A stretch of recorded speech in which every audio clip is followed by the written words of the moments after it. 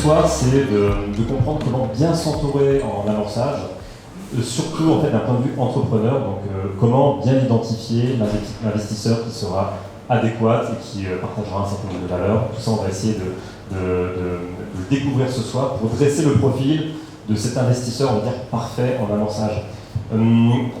Donc si on veut découper un processus d'investissement, dans un premier temps, il y a l'identification d'opportunités d'investissement. Comment vous identifiez vos possibles investissements? Comment vous créez un deal flow? De quelle manière vous allez être actif dans une recherche d'opportunités? De quelle manière ces opportunités viennent à vous? Est-ce que vous pouvez rapidement nous dire comment vous créez ce deal flow? Et on va forcément aborder le thème de la thèse d'investissement. Le bouche à oreille va très vite. Quand vous commencez à investir dans des sociétés, et spécialement si les startups sont contents de votre travail, effectivement le bouche à oreille, je ne sais pas comment ça se passe, mais ça va très vite. Et du coup, vous êtes vite dans des mailing lists auxquels vous n'avez jamais souscrit, mais qui fonctionnent. Il y a des gens comme Angel Square qui font très bien leur travail et qui vous contactent à un moment donné. Et du coup, ça vous permet d'avoir du deal flow. Et puis effectivement, c'est surtout ce côté-là. Alors évidemment, il y a des VC qui sont industrialisés avec d'autres méthodes. Angel Square est probablement industrialisé pour avoir un deal flow extrêmement important. Mais voilà, ça dépend vraiment le niveau et ce qu'on fait. Nous, on le fait un petit peu, on le fait de cette manière-là, parce que c'est pas notre corps métier d'aller chercher les deals. Nous, on est plutôt à analyser les deals qu'on reçoit, parce que c'est déjà une quantité importante. Donc essentiellement de l'inbound en fait.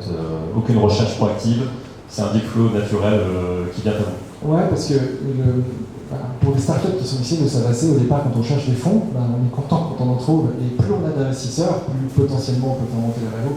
Donc l'objectif, c'est d'essayer de taper le plus large possible dans un premier temps. Je dis bien dans un premier temps, on va expliquer du reste après. Mais effectivement, c'est pour ça que les listes en général sont appréciées, et avoir un petit peu ces listes, ou bien on est souvent inscrit dans des annuaires d'investisseurs, ou des choses comme ça, et effectivement, ça permet beaucoup de départ. Ouais, okay. Jean-Louis. Je pense qu'il y a vraiment deux canaux principaux pour quelqu'un qui n'est pas toute la journée dans le private equity. Le premier, ce sont des filtreurs comme toi, comme Angel Square. Ça, c'est important parce que au fur et à mesure de la relation, tu sais ce qu'on recherche, je te dis qu'est-ce que nous recherchons, et donc on peut travailler ensemble pour filtrer. Le deuxième canal, eh bien, c'est le réseau personnel. Ça, il ne faut pas le sous-estimer. Il y a des choses formidables qui se passent par ce réseau-là. Et ça malheureusement, il n'y a pas de recette miracle pour ça. Ça se crée aussi avec les cheveux et au fur et à mesure. Pour revenir rapidement à nous, effectivement, ça ayant 600 investisseurs, si on veut tous les contenter sur tout le secteur, il faut qu'on ait des moyens de contacter les entrepreneurs aussi un peu mécanisés.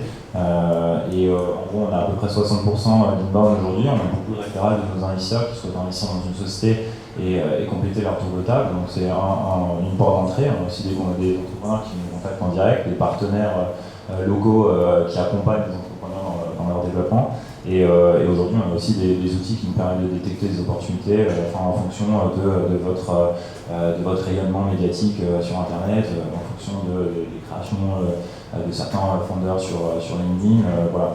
Et la façon dont on travaille avec nos investisseurs, effectivement, c'est un rôle de filtre, c'est-à-dire qu'ils vont avoir accès à certains investissements en fonction de ce qu'on connaît d'eux. Et notre grande richesse, ça a été de travailler avec eux pendant 3 ans, créer cette relation de confiance et gagner du temps.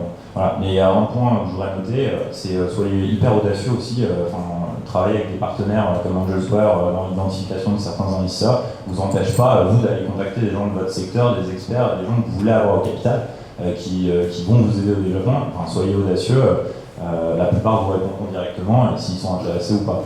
Donc voilà, n'hésitez pas à faire des contacts directs avec les investisseurs que vous voulez avoir.